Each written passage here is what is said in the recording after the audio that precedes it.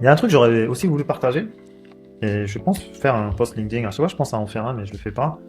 C'est en termes de gain en fait de temps. Parce qu'en fait, le truc, c'est que souvent, on est là, on s'arrête sur l'implémentation brute quand on utilise des outils comme ça. On se dit, ouais, on gagne du temps parce qu'il écrit du code que moi j'aurais pris du temps à faire, etc.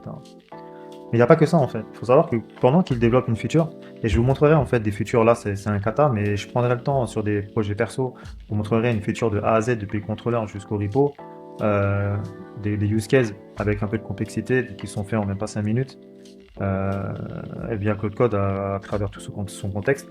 Mais là où je veux en venir, c'est qu'on gagne du temps là, mais on gagne pas du temps que dans ça. C'est que là, imaginez bien qu'une feature qui est développée en background, en attendant, nous, ce qu'on peut faire, c'est, par exemple, aller checker des MR ou des PR, ça dépend si vous êtes sur GitHub, GitLab.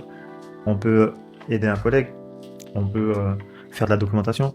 En fait, on peut faire d'autres choses à côté qui servent notre travail et notre logiciel en même temps que vous développez une feature. Et ça, c'est ouf, en fait. C'est vraiment ouf.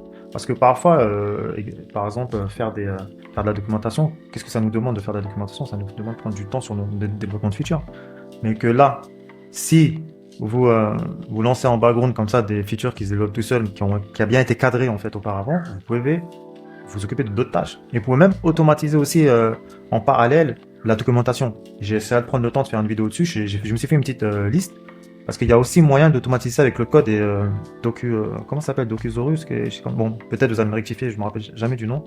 Il y a moyen en fait d'automatiser ça.